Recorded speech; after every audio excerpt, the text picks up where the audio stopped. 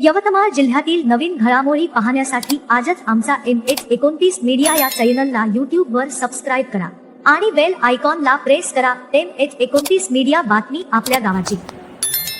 आता बातमी आहे कोयत्यानं जीव घेण्या हल्ल्याची।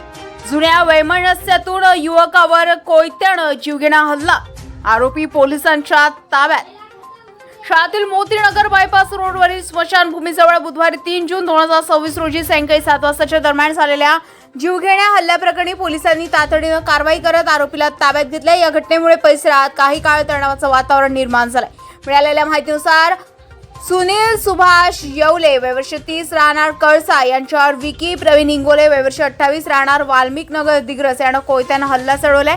हल्ल्यात सुनील येवले गंभीर जखमी झाला असून त्याच्या पोटाला गंभीर दुखापत झाली आहे। घटनेची माहिती मिळताच दिग्रस पोलिसांनी घटनास्थळी धाव घेत जखमीला तातडीनं शासकीय रुग्णालयात दाखल केले। या घटनेची गंभीर दखल घेत पोलीस निरीक्षक वैजयंतनाथ मुंडे स्वतः घटनास्थळी पोहोचले।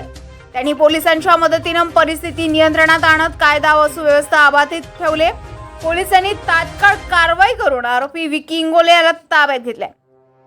प्राथमिक माहितीनुसार हल्ल्यामागे जुने वैमनस्य असल्याची शक्यता व्यक्त केली जाते। यापूर्वी सुनील येवले यांच्या विरोधात एका अल्पवयीन मुलीला धमकावणे, लग्नासाठी दबाव टाकणे व बदनामी केल्याप्रकरणी अदखलपात्र गुन्हा तक्रार नोंद झाल्याची माहिती देखील समोर आली आहे। या प्रकरणात वाद आणि त्यातून निर्माण झालेला तणाव हल्ल्याचं कारण असू शकतो असा प्राथमिक अंदाज व्यक्त केला जातो। आरोपी विकी इंगोले यांनाही छातीत, कमरेला, इतर शरीरावर गंभीर इजा झाली असून त्यांच्यावर दिग्रस ग्रामीण रुग्णालयामध्ये उपचार सुरू आहेत। या प्रकरणी दिग्रस पोलिसांनी आरोपीला ताब्यात घेऊन चौकशी सुरू केली असून हल्ल्याचं नेमकं कारण, वापरण्यात आलेले शस्त्र आणि घटनेचा संपूर्ण घटनाक्रम उलगडण्यासाठी तपास सुरू आहे। जखमी सुनील येवले यांच्या पोटावर गंभीर घाव असल्यानं आतडी दिसत आहे। यांच्यावर दिग्रस ग्रामीण रुग्णालयामध्ये प्राथमिक उपचार घेऊन यवतमाळ शासकीय रुग्णालयात उपचारासाठी हलवले असून यवतमाळ येथे उपचार सुरू आहे। त्यांच्या प्रकृतीवर वैद्यकीय पथक लक्ष ठेवून आहे। या घटनेमुळे दिग्रस शहरासह कळसा परिसरामध्ये खळबळ उडाली असून पोलिसांनी नागरिकांना शांतता राखण्याचं आवाहन केलं।